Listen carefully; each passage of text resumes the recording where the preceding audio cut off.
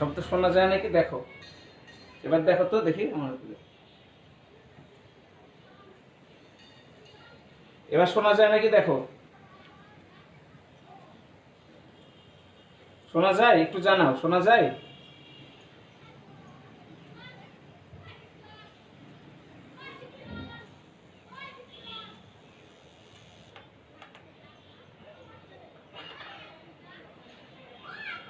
শোনা যাচ্ছে? আচ্ছা যাচ্ছে, হ্যাঁ যাচ্ছে, ওখানে লাগাতে প্রবলেম হচ্ছে। আচ্ছা দেখো, আমি যেটা বলছিলাম ঠিক শুধু তো, আমি যেটা বলছিলাম তোমাদেরকে যে প্রজনন তন্ত্রের সমস্যা, এই প্রজনন তন্ত্রের সমস্যা যে এই কলার কোথায় রেখেছে,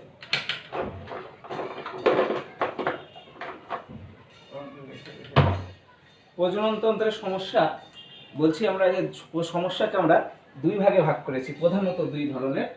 ঠিক আছে, একটা সমস্যা হতে পারে এরকম যে তোমার, যেটাকে আমরা বলি যে অনুর্বর বা স্টেরাইল, যাকে আসলে বলা হয় বন্ধা বা বন্ধ, মানে শুক্রাণু বা ডিম্বাণু উৎপন্ন হয় না, ছেলেদের ক্ষেত্রে বলছে বন্ধ, মেয়েদের ক্ষেত্রে বলছে বন্ধা।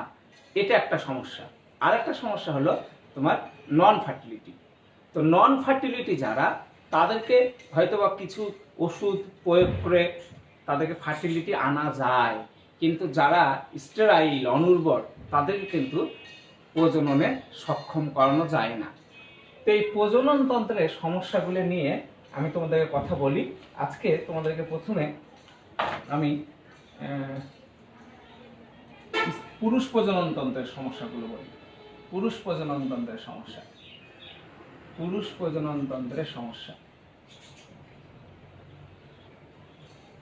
পুরুষ প্রজনন তন্ত্রের সমস্যার মধ্যে এক নম্বর তোমার স্পারমাটোজেনেসিস। স্পারমাটোজেনেসিসের মানে শুক্রাণু উৎপাদন জনিত, স্পারমাটোজেনেসিস জনিত সমস্যা। স্পারমাটোজেনেসিস জনিত সমস্যার মধ্যে একটা হলো, তোমরা জানো সবাই যে অন্ডথলি মধ্যে থাকে শুক্রাশয়। তো শুক্রাশয় যদি অন্ডথলিতে না থেকে পেটের কোনো জায়গাতে থাকে, তাহলে কি শুক্রাণু উৎপন্ন হবে? তাহলে এটা একটা সমস্যা, যে জন্মগত সমস্যা।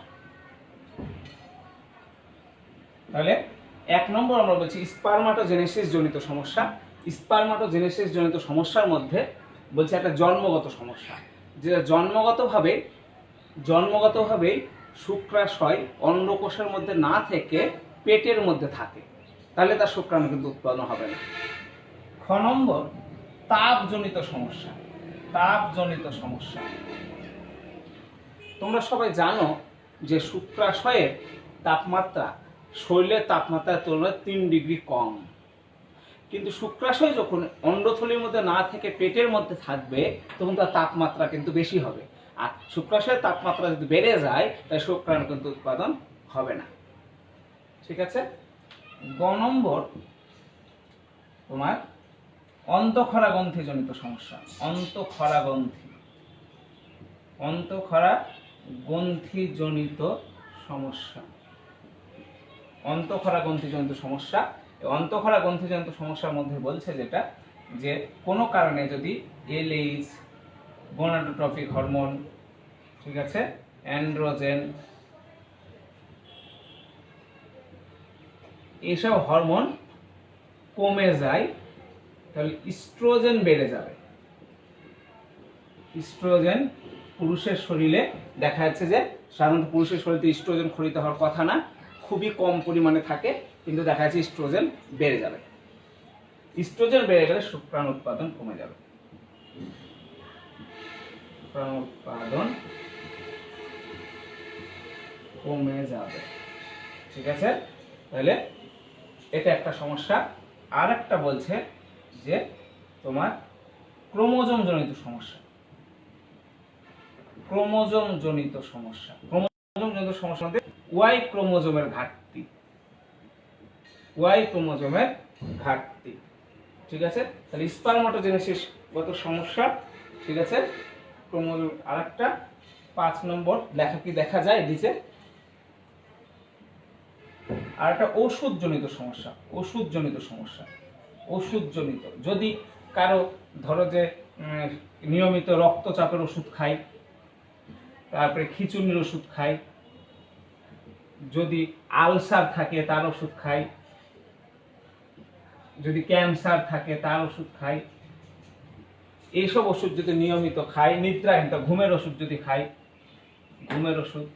তাহলে তার শুক্রাণু উৎপাদন কমে যাবে। তাহলে দেখো স্পারমাটোজেনেসিস প্রক্রিয়ার ত্রুটি পুরুষ প্রজননতন্ত্রের সমস্যার মধ্যে বলছে একটা স্পারমাটোজেনেসিস প্রক্রিয়ার ত্রুটি। তো স্পারমাটোজেনেসিস প্রক্রিয়ার ত্রুটির মধ্যে বলছে একটা জন্মগত ত্রুটি, যে জন্মগতভাবে যদি তোমার শুক্রাশয় অন্ডকোষের মধ্যে না থাকে, পেটের মধ্যে থাকে, আর তাপজনিত যদি পেটের মধ্যে থাকে, তাহলে আমরা জানি শুক্রাশয়ের তাপমাত্রা দেহের তাপমাত্রার তুলনায় 3 ডিগ্রি কম, কিন্তু যদি পেটের মধ্যে থাকে তাহলে এটা বেড়ে যাবে। অন্তঃক্ষরাগ্রন্থিজনিত ত্রুটি বলছে শরীরে ইস্ট্রোজেন বেড়ে গেলে শুক্রাণু উৎপাদন কমে যাবে। আর একটা বলছে ওয়াই ক্রোমোজোমের ঘাটতি হলে হয়, আর একটা বলছে বিভিন্ন ধরনের ওষুধ খেলে শুক্রাণু কমে যায়, যেমন রক্তচাপের ওষুধ, নিম্ন রক্তচাপ, উচ্চ রক্তচাপ, খিঁচুনি, আলসার, ক্যান্সার, ঘুমের ওষুধ, এগুলো খেলে শুক্রাণু উৎপাদন ব্যাহত হবে। স্পারমাটোজেনেসিস প্রক্রিয়ার ত্রুটিগুলো হলো এগুলো।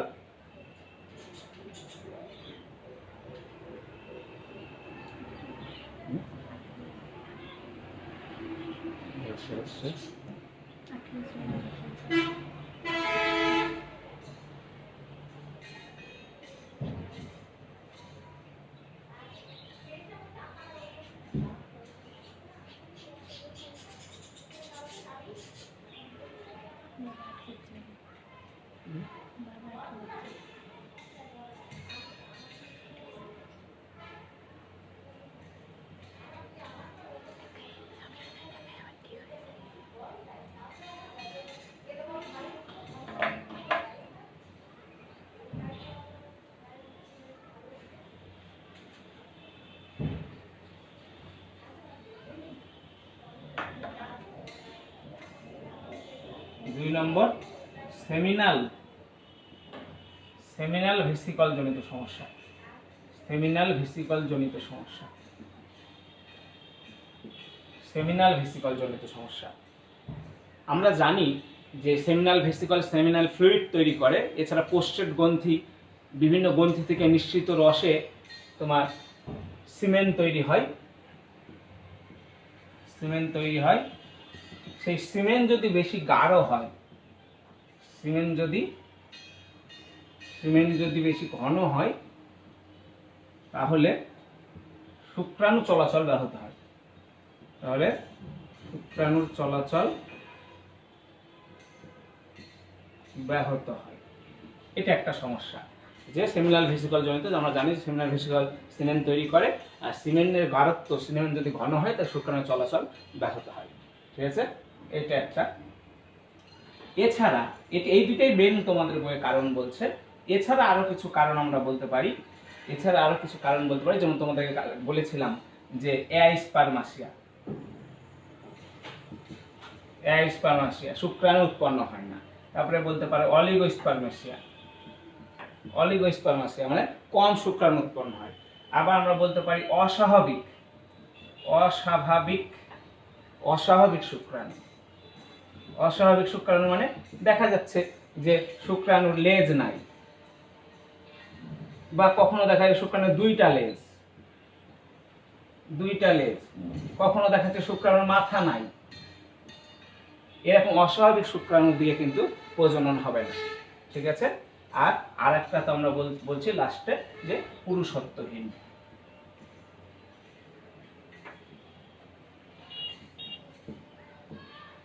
এই সমস্যাগুলো হলো পুরুষ প্রজননতন্ত্রের সমস্যা। তুমি একটু ঠিক করে নাও।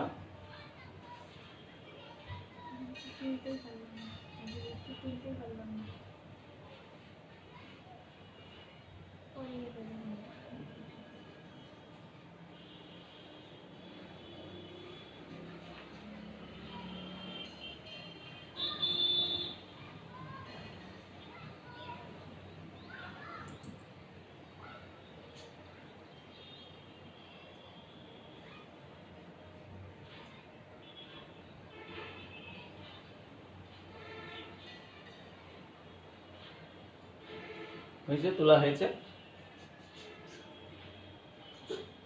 যারা তুলতে পারেনি আগের গুলো ঝাপসার কারণে একটু ভিডিওটা দেখে নিও, দেখে নিয়ে আবার একটু দেখে নিয়ে তুলে নিও।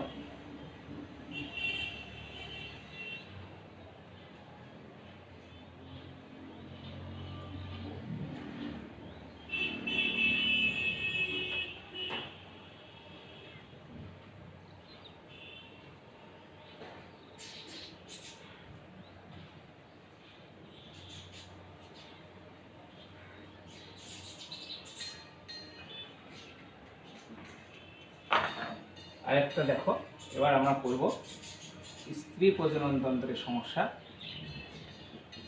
স্ত্রী প্রজনন তন্ত্রের সমস্যা। তো স্ত্রী প্রজনন তন্ত্রের সমস্যার মধ্যে 1 নম্বর ডিম্বাশয়ের সমস্যা। তো ডিম্বাশয়ের সমস্যা কি? ডিম্বাশয়ের সমস্যা বলতে সঠিক সময়ে ডিম্বপাত না হওয়া। তোমরা জানো যে কবে ডিম্বপাত হয়, এই সঠিক সময়ে ডিম্বপাত না হওয়া। ঠিক আছে, তো তুলে নাও 1 নম্বর। 2 নম্বর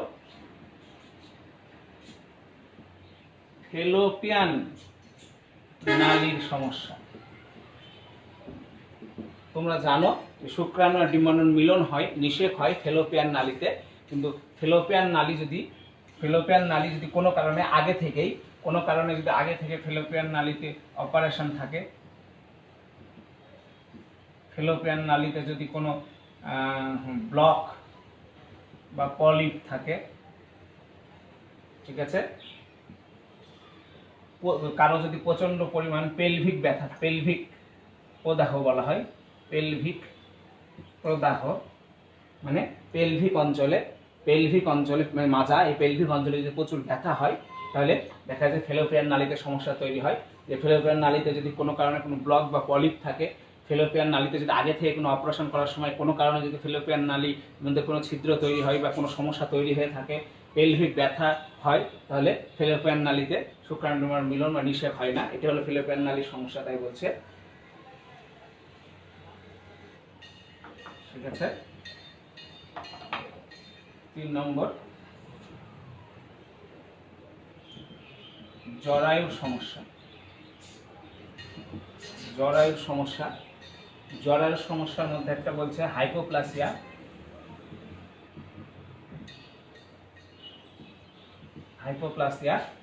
ঠিক আছে, জরায়ুর সমস্যার মধ্যে লেখানো হাইপোপ্লাসিয়া। হাইপোপ্লাসিয়া কি জিনিস? হাইপোপ্লাসিয়া হলো জরায়ুর যেটা এন্ডোমেট্রিয়াম, সেই এন্ডোমেট্রিয়ামের মাংসপেশি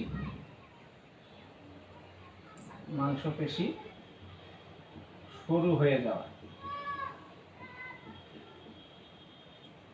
এন্ডোমেট্রিয়ামের মাংসপেশি সরু হয়ে যাওয়াকে আমরা বলছি হাইপোপ্লাসিয়া। এন্ডোমেট্রিয়ামের মাংসপেশি সরু হয়ে যাওয়া। ঠিক আছে। আরেকটা বলছে ফাইব্রয়েড জরায়ু।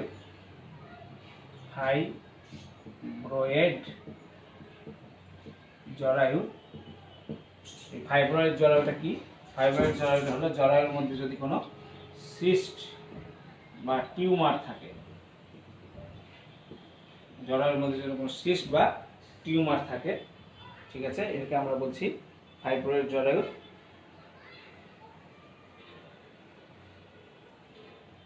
তুলেছ, দেখা যায় নিচে।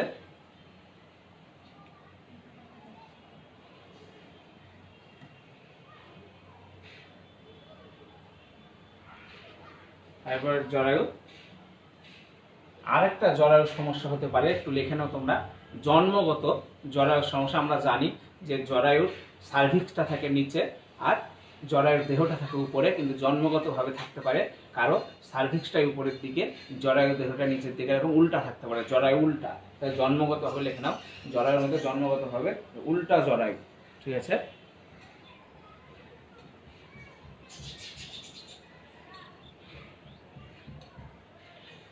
ডিম্বাশয়ের সমস্যা। ফেলোপিয়ান নালীর সমস্যা, 3 নম্বর জরায়ুর সমস্যা। জরায়ুর সমস্যার মধ্যে একটা লিখে নাও জন্মগত সমস্যা।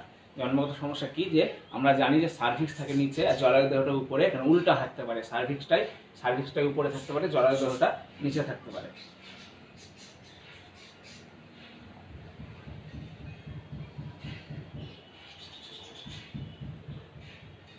ঠিক আছে, আর একটা লেখা নাও 4 নম্বর। 4 নম্বর হলো সার্ভিক্স জনিত সমস্যা। সার্ভিক্স জনিত সমস্যা, এই সার্ভিক্স জনিত সমস্যার মধ্যে সার্ভিক্সের মুখে প্রচুর পরিমাণ মিউকাস থাকে, যার ফলে শুক্রাণু মারা যায়।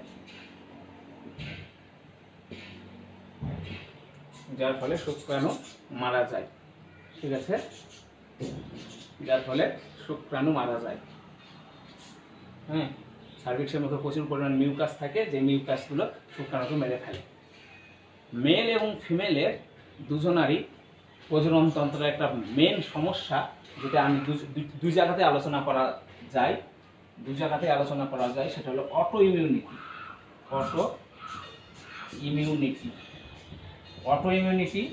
এটা তোমার পুরুষের দেহ হতে পারে, আবার স্ত্রীর দেহ হতে পারে। যেমন পুরুষের শরীরে যখন শুক্রাণু তৈরি হয়, তখন শুক্রাণুর বিপরীতে অ্যান্টিবডি তৈরি হয়, যে অ্যান্টিবডিগুলো শুক্রাণুকে নষ্ট করে ফেলতে পারে। এটা একটা হতে পারে। আবার এটা হতে পারে যে পুরুষের শুক্রাণু যখন স্ত্রীর দেহে যায়, তখন স্ত্রীর দেহে এই শুক্রাণুর বিপরীতে অ্যান্টিবডি তৈরি হতে পারে, যার ফলে শুক্রাণু মারা যেতে পারে।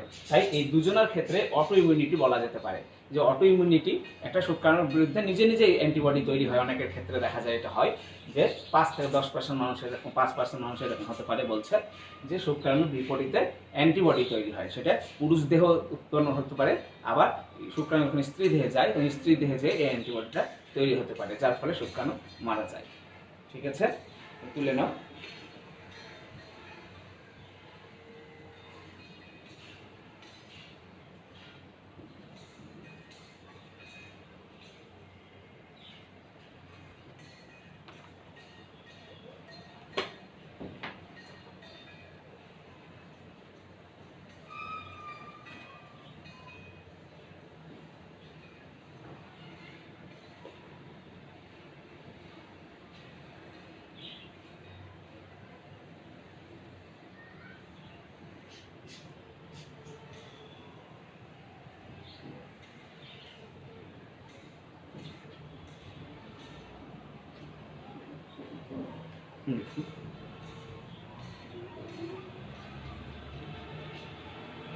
না, হাইপোপ্লাসিয়া হাইপারপ্লাসিয়া আলাদা।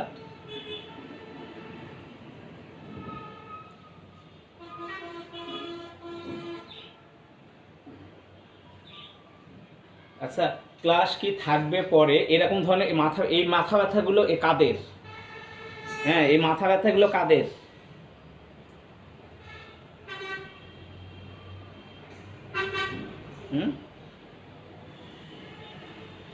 ক্লাস দেখে না, মাথা ব্যথা বেশি।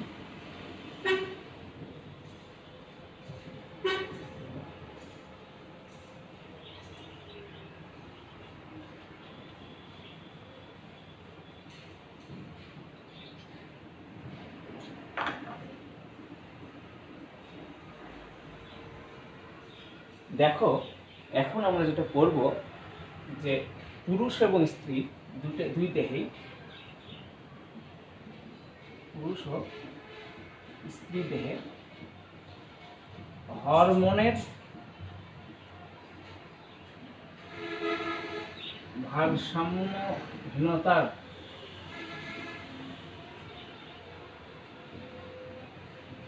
কারণে প্রজনন অক্ষমতা, পুরুষ ও স্ত্রীদের হরমোনের ভারসাম্যহীনতার কারণে প্রজনন অক্ষমতা। এই প্রজনন অক্ষমতা পুরুষ স্ত্রী দুই দেহে মিলে বলছি। 1 নম্বর হলো polycystic ovary syndrome. Polycystic ovary syndrome, PCOS। Polycystic ovary syndrome, charger polycystic ovary syndrome এখানে কি হয় যে ওভারিতে ডিম্বাশয়ে ক্ষুদ্র ক্ষুদ্র ক্ষুদ্র ক্ষুদ্র সিস্ট হয়,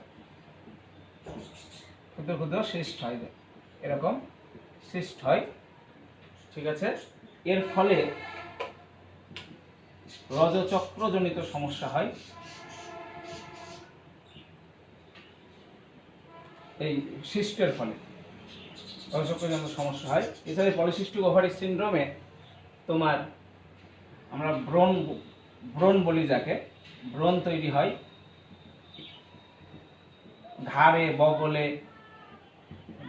বগলে, এখানকার মাংসপেশি কালো হয়ে যায়, মাংসপেশি শক্ত কালো হয়ে যায়,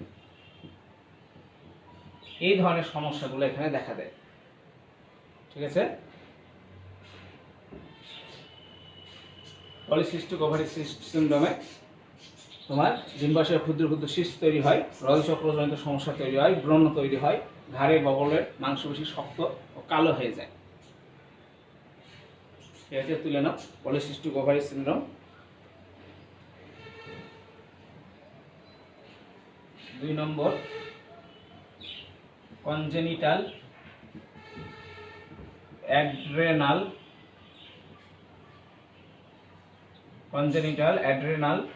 সিনড্রোম।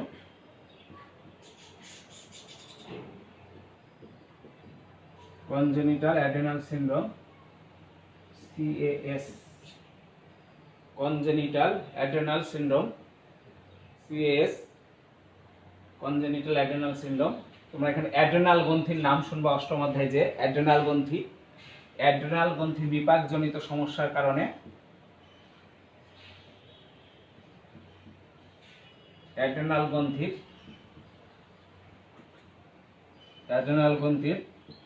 বিপাকজনিত সমস্যার কারণে দেহকোষে ভারসাম্যহীনতা দেখা যায়। তবে শোনো, কনজেনিটাল অ্যাড্রেনাল সিনড্রোম, অ্যাড্রেনাল গ্রন্থি, এটা তোমার অষ্টম অধ্যায়ে যে পড়বা, এই গ্রন্থি অ্যাড্রেনাল গ্রন্থির বিপাক সমস্যার কারণে দেহকোষের ভারসাম্যহীনতা দেখা যায়, ঠিক আছে। মেয়েদের এটাতে যেটা হয় মেয়েদের ক্ষেত্রে যেটা হয় এই অবস্থায় যে ক্লাইটোরিস বড় হয়ে যায়,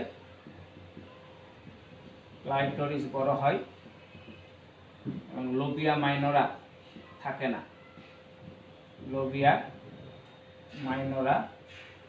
আমি তোমাকে স্ত্রী প্রজননতন্ত্রের অংশ পড়িয়েছিলাম, সেখানে ক্লাইটোরিস নাম শুনেছো, লোবিয়া মাইনরা, লোবিয়া মেজরা গিয়ে শুনেছো। তাহলে কনজেনিটাল অ্যাড্রেনাল সিনড্রোমে অ্যাড্রেনাল গ্রন্থির বিপাক সমস্যার কারণে দেহকোষে ভারসাম্যহীনতা দেখা দেয় এবং ক্লাইটোরিস বড় হয়ে যায়, লোবিয়া মাইনরা থাকে না, এই সমস্যাগুলো এখানে হয়।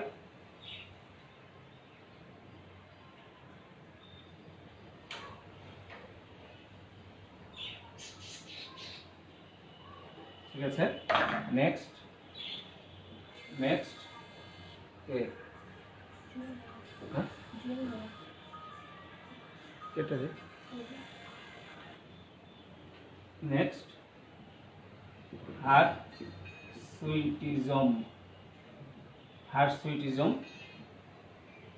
হার্সুইটিজম যেটা হয় মেয়েদের অতিরিক্ত লোমের উপস্থিতি, মেয়েদের অতিরিক্ত লোমের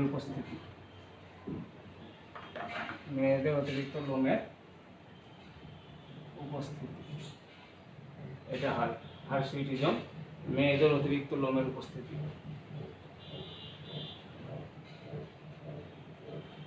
ঠিক আছে,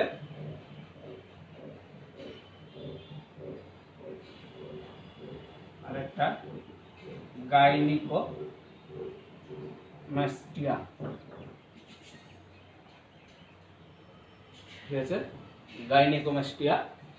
হার্সুইটিজম একটা, গাইনিকোমাস্টিয়া এটা পুরুষের স্তনগ্রন্থি,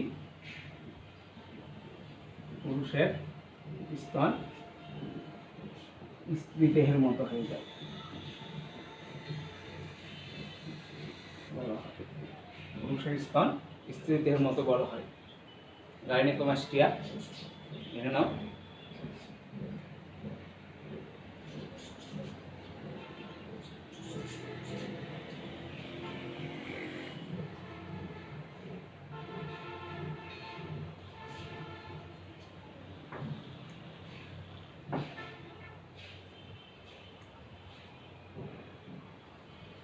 হয়েছে আরেকটা হলো ইন্টারসেক্স, একই দেহে পুরুষ ও স্ত্রী উভয় তন্ত্রের উপস্থিতি।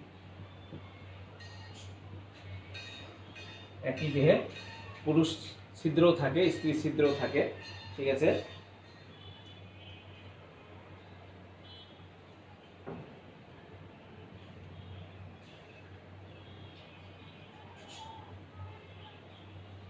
আরেকটা হলো অ্যান্ড্রোজেন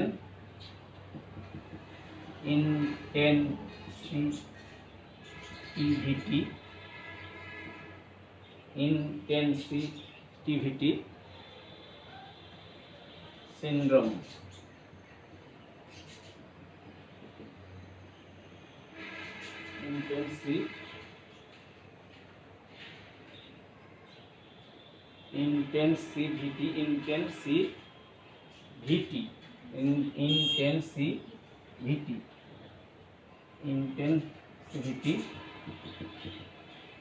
ইন্টেনসিভিটি সিনড্রোম, ঠিক আছে।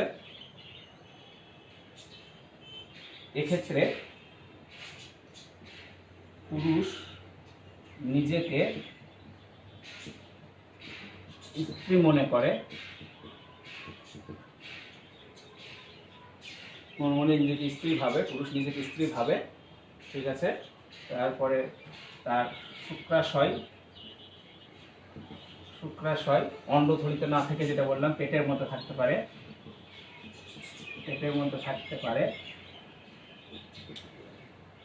স্তনী অঞ্চলে লোমের অনুপস্থিত হতে পারে, স্তনী অঞ্চলে লোমের অনুপস্থিতি। লেখা দেখা যাচ্ছে না মনে হয় নাকি? করে লোমের অনুপস্থিতি, এই সমস্যাগুলো হতে পারে।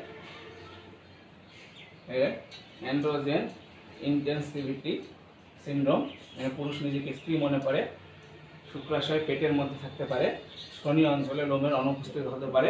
এই সমস্যাগুলো হরমোনজনিত সমস্যা। এই সমস্যাগুলো তুলে নাও তাড়াতাড়ি।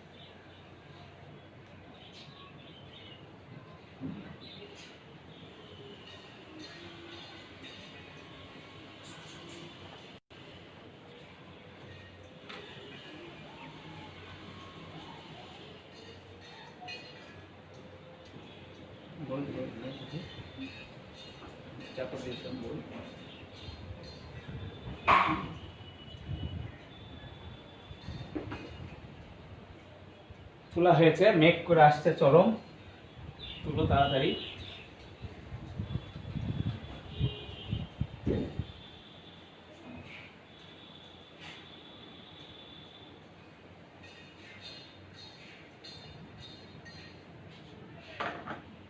দেখো, আমরা যখন ভ্রূণ ছিলাম,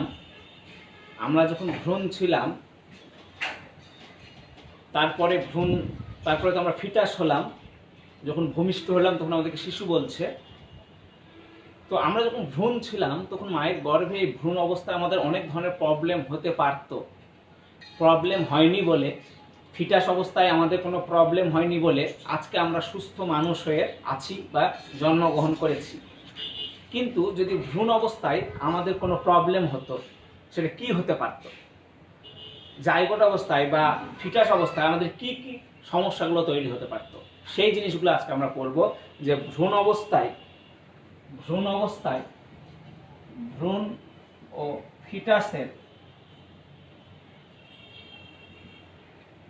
ফিটাসের বর্ধনের সময় যে সমস্যাগুলো হয়, মাতৃগর্ভে ভ্রূণ ও ফিটাস বর্ধনের সময় যে সমস্যাগুলো হয়, সেই সমস্যাগুলো আমরা আজকে পড়ব।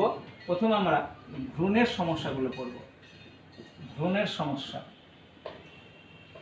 তোমরা জানো যে ভ্রূণ যখন মানুষের আকৃতি ধারণ করে তখন আমরা ফিটাস বলি, এটা 8 সপ্তাহ পর। ঠিক আছে? তো ভ্রূণ যখন আমরা গঠিত হলাম জাইগোট, তাহলে ভ্রূণের প্রথম সপ্তাহে আমরা জাইগোট ছিলাম। এই প্রথম সপ্তাহেই জাইগোটটা আকার, আকৃতি ও ক্লিভেজ মানে বিভাজনের দিক থেকে বড় বা ছোট বা অস্বাভাবিক হতে পারে। এটা দ্বারা একটা ভ্রূণের সমস্যা হবে কিনা মাতৃগর্ভে সেটা বোঝা যাবে। যে জাইগোটের প্রথম সপ্তাহে জাইগোটের আকারটা দেখে, আকৃতি দেখে, তার ক্লিভেজ দেখে, তার ভ্রূণের আকার, আকৃতি, অস্বাভাবিকতা দেখেই বোঝা যাবে সমস্যাটা কি। দ্বিতীয় সপ্তাহে একটা বলছে ইক্লোপাই প্রেগন্যান্সি। ইক্লোপাই প্রেগন্যান্সি কি জিনিস?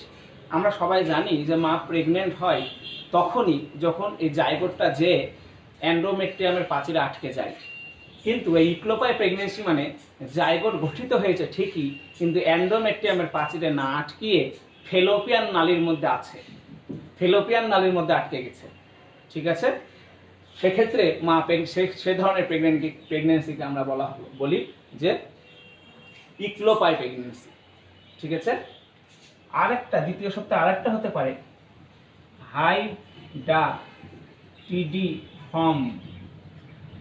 হাইডাটিডিফর্ম মোল। দেখা যাচ্ছে ভ্রূণের কলা ছাড়া, তোমরা জানো ভ্রূণ কলা আর মাতৃকলা নিয়ে অমরা, এবং তোমার অমরা তো আরো পরে গঠিত হবে যে, কিন্তু ভ্রূণ কলা ছাড়াই যদি ট্রফোব্লাস্ট গঠিত হয়,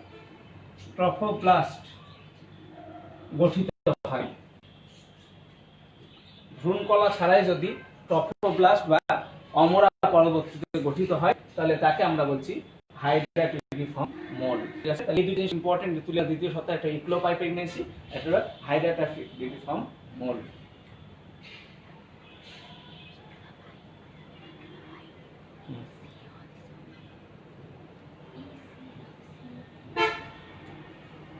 ইক্লোপাই প্রেগন্যান্সি, ইক্লোপাই প্রেগন্যান্সি।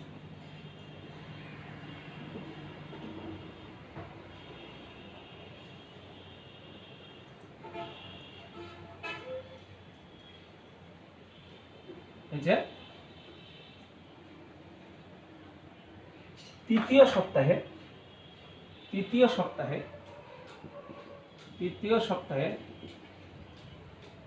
সপ্তাহে হলো হলোপ্রোসেনকেফালি। খুবই মারাত্মক জিনিস হলোপ্রোসেনকেফালি। ঠিক আছে? তুলে নাও যে মা যদি অ্যালকোহল সেবিকা হয়, তাহলে অ্যালকোহলের কারণে ভ্রূণের মস্তিষ্ক গঠিত সমস্যা, তাকে আমরা বলছি হলোপ্রোসেনকেফালি। ঠিক আছে? মা যদি অ্যালকোহল সেবিকা হয়, তাহলে অ্যালকোহলের কারণে ভ্রূণের তোমার কি হবে, যে মস্তিষ্কের গঠন সুগঠিত হবে না, যাকে আমরা হলোপ্রোসেনকেফালি বলছি।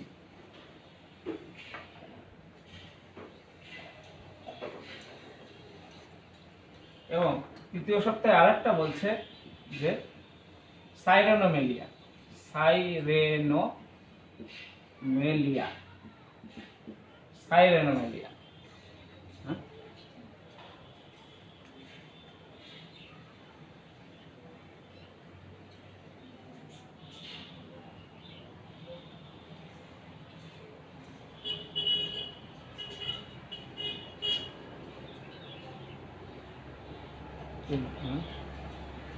বেশ তো অন্যটা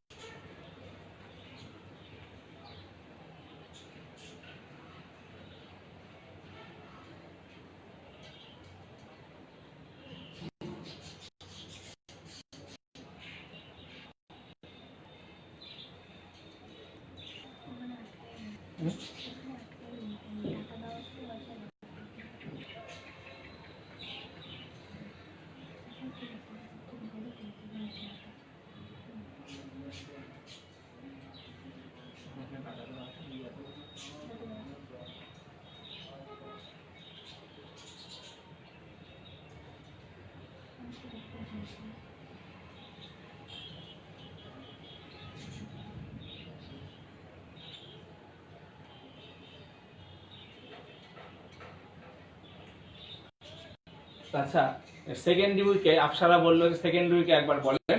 সেকেন্ড উইকে আমি তোমাদেরকে যেটা বললাম যে দ্বিতীয় সপ্তাহে তোমার ইক্লোপাই প্রেগন্যান্সি বললাম। ইক্লোপাই প্রেগন্যান্সি মানে হলো কি জাইগোটটা এন্ড্রোমেট্রিয়ামে না আটকিয়ে ফেলোপিয়ান নালীর মধ্যে থাকে। ঠিক আছে, ফেলোপিয়ান নালীর মধ্যে থাকে, তখন সেটাকে আমরা ইক্লোপাই প্রেগন্যান্সি বলবো। সেটা একটা ফলস ধরনের প্রেগন্যান্সি। ঠিক আছে, ইক্লোপাই প্রেগন্যান্সি। আরেকটা আমরা বলছি যে হাইডাটিডিফর্ম মোল। হাইডাটিডিফর্ম মোল হলো যে তোমার ভ্রূণের কলা, তোমরা জানো যে অমরা গঠিত হয় ভ্রূণের কলা মাতৃকলা দিয়ে। তো অমরা গঠিত হওয়ার আগে তোমাদেরকে দেখিয়েছিলাম যে এই যে তোমার ব্লাস্টুলা, এই ব্লাস্টুলার যে আবরণ, এই ব্লাস্টুলার আবরণকে তো ট্রফোব্লাস্ট বলে। ট্রফোব্লাস্ট বলে। এই ট্রফোব্লাস্ট ছাড়াই যদি মানে ভ্রূণের কলা ছাড়াই যে ট্রফোব্লাস্টটা গঠিত হয়, ভ্রূণের কলা ছাড়াই যে ট্রফোব্লাস্টটা গঠিত হয়, তখন তাকে আমরা হাইডাটিডিফর্ম মোল বলছি। ঠিক আছে, এটা বললাম। তৃতীয় সপ্তাহেটা তোমাদের তোলা হয়েছে।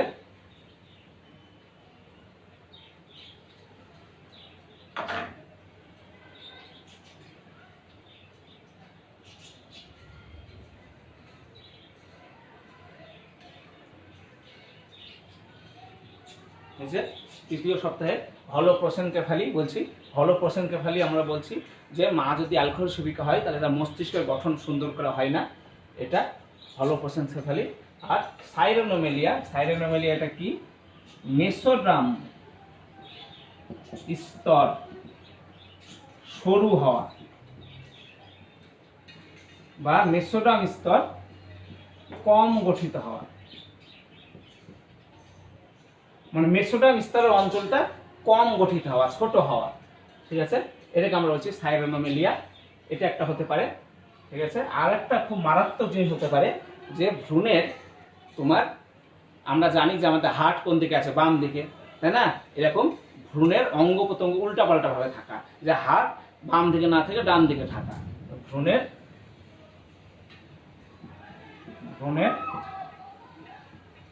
ভিসেরাল অঙ্গ প্রত্যঙ্গ গুলো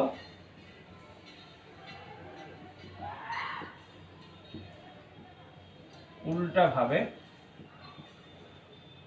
অবস্থান করা।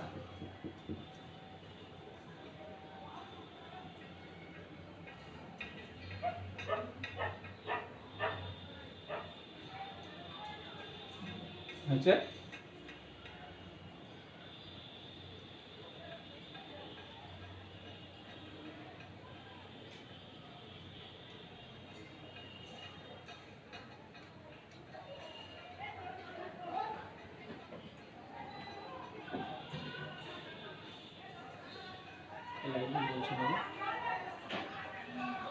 জ্বলছিল আচ্ছা, এবার তৃতীয় সপ্তাহ, এবার চতুর্থ সপ্তাহ থেকে অষ্টম সপ্তাহ পর্যন্ত রক্তজনিত সমস্যাগুলো হয়। রক্তজনিত সমস্যা, রক্তজনিত সমস্যা মানে, রক্তজনিত সমস্যা মানে তোমার ব্লাড ক্যান্সার হতে পারে, টিউমার হতে পারে। এই সমস্যাগুলো এই চতুর্থ থেকে অষ্টম সপ্তাহ পর্যন্ত হয়। তাহলে এগুলো হলো ভ্রূণের সমস্যা, ভ্রূণগত সমস্যা।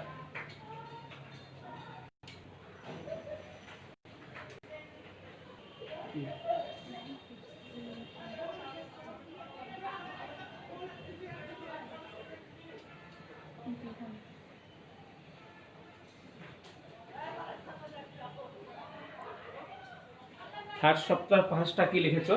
থার্ড সপ্তাহ পাঁচটা হলো হলোপ্রোসেনকেফালি। হলোপ্রোসেনকেফালি, হলোপ্রোসেনকেফালি।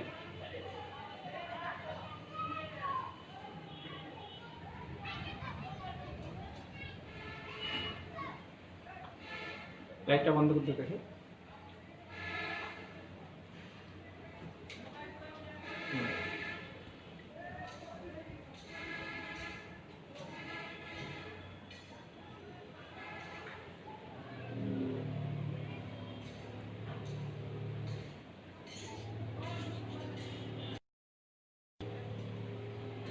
অন্ধকার হচ্ছে কি?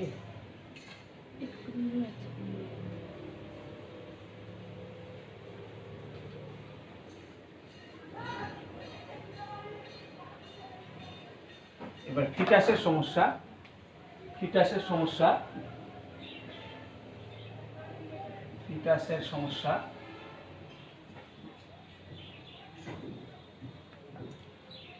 ফিটাসের সমস্যার মধ্যে দেখো, ফিটাসের সমস্যার মধ্যে একটা হলো LBW, low birth weight, low birth weight. ঠিক আছে, যেতে পারবো। লো বার্থ ওয়েট ফিটাসের সমস্যা। যদি ফিটাসের দৈর্ঘ্য ও ওজন সমানুপাতিক হয়, সাধারণত এটা সমানুপাতিক হবে না, এটা সমানুপাতিক হবে না।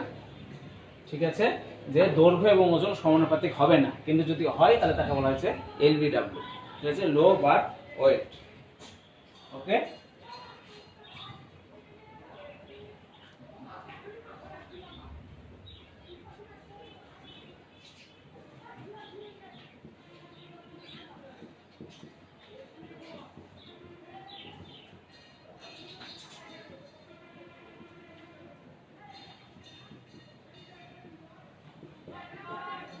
আরেকটা হলো IGR, Intra uterine growth retardation.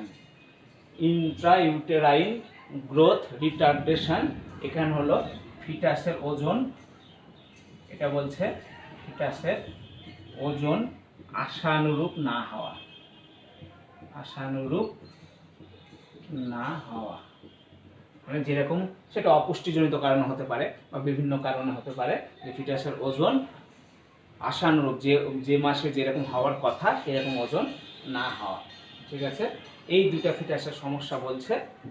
এখন তোমাদেরকে আমি একটু বলি, তোমরা আমার বইটা খুলে দেখবা এই ফিটাসের সমস্যা দুই ভাগে ব্যাখ্যা করেছে, এটা একটু তোমরা পড়বা। ফিটাসের সমস্যা দুই ভাগে ব্যাখ্যা করেছে, একটা হচ্ছে তোমার জিনগত সমস্যা, একটা হলো টেরাটোজেন জনিত সমস্যা। টেরাটোজেন জনিত সমস্যা, এটা কালকে নিয়ে আমি আলোচনা করব, এই দুটো নিয়ে কালকে আলোচনা, নেক্সট দিন আমি এটা নিয়ে আলোচনা করব রবিবারে। ঠিক আছে, আলোচনা করে আমি নতুন অধ্যায়ে যাব তোমাদের। একটা হলো ফিটাসের, ফিটাসের একটা হলো জিনগত সমস্যা, জিনগত সমস্যা, আর আরেকটা হলো টেরাটোজেন, টেরাটোজেন জনিত সমস্যা। এই টেরাটোজেন জনিত সমস্যা কি? বাহিরের কোনো কিছু দ্বারা যদি ফিটাস এফেক্টেড হয় বাইরের কোনো কিছু দ্বারা। যেমন মনে করো যে আমি বলি যে তোমার প্রেগনেন্সি অবস্থায় মা একটা মাছ খেয়েছে, তো সেই মাছটার উৎস ছিল মনে করো যে এই বৃশ্চিকের পুকুর। এই বৃশ্চিকের পুকুরে প্রচুর পরিমাণে কিন্তু হেভি মেটাল, কপার, জিঙ্ক, কোবাল এগুলো যে কিন্তু পেনিট্রেট হয়, নিয়ে এগুলো কিন্তু মাছের মাংসের মধ্যে পেনিট্রেট হয়। এখন অনেক ভারী ধাতু আছে যেগুলো রান্না করার পরেও এদের ক্ষতিকারক দিকটা নষ্ট হয় না, ফলে সেগুলো মাছের মাংস থেকে মায়ের শরীরে পেনিট্রেট করে, এমনকি ফিটাসের শরীরে পেনিট্রেট করে। তখন ফিটাসের যে কোনো ধরনের সমস্যা তৈরি হতে পারে। এই বাহ্যিক কোনো কিছু শরীরে প্রবেশ করে যদি ফিটাসের সমস্যা তৈরি করে, এই জাতীয় সমস্যাগুলো, কারণ একটা ট্রোজান জনিত সমস্যা, যেমন বলতে পারে যে এখন যে করোনা, এই করোনা গিয়ে যদি কোনো সমস্যা তৈরি করে, তারপরে হাম, রুবেলা ভাইরাস, HIV, বিভিন্ন ধরনের ভাইরাসগুলো, বা মদ পান, ধূমপান, হ্যাঁ, এগুলো সবই কিন্তু টেরাটোজনের মধ্যে পড়ে। টেরাটোজনের মধ্যে মানে বাহ্যিক যে কারণগুলোতে ফিটাসের সমস্যাগুলো হয় সেগুলো পড়ে। আর জিনগত সমস্যা তো অনেক আছে। জিনগত সমস্যা তোমরা যখন পড়বা 11 অধ্যায়ে, তখন পড়বা প্রকট জিনগত সমস্যা, প্রচ্ছন্ন জিনগত সমস্যা, সেক্স লিঙ্ক ইনহেরিটেন্স, বর্ণান্ধতা, হিমোফিলিয়া, হ্যাঁ, মাসকুলার ডিস্ট্রফি, এগুলো সবই হলো জিনগত সমস্যা। এটা প্রকট জিনগত সমস্যা আছে, প্রচ্ছন্ন জিনগত সমস্যা আছে। এগুলো প্রকট জিন কি, প্রচ্ছন্ন জিন কি এখন বুঝবা না, এগুলো 11 অধ্যায়ের পড়া। তো এখানে জাস্ট একবার তোমরা একটু রিডিং দিবা যে জিনগত সমস্যা, এটা তোমরা একটু আমার এই অধ্যায়টাতে পড়বা। আগামী দিন আমি তোমাদেরকে নতুন অধ্যায় শুরু করবো রবিবারে, আমি তোমাদেরকে জানাবো, ঠিক আছে, যে কোন অধ্যায় শুরু হবে আমি তোমাদেরকে জানিয়ে দিব। ওকে, আর এই অধ্যায়ের পরীক্ষাটা কবে হবে সেটাও আমি তোমাদেরকে জানিয়ে দেবো, ঠিক আছে। তো আজকে এই পর্যন্ত থাক, কোনো প্রশ্ন করলে গ্রুপে প্রশ্ন করো। ওকে, ধন্যবাদ।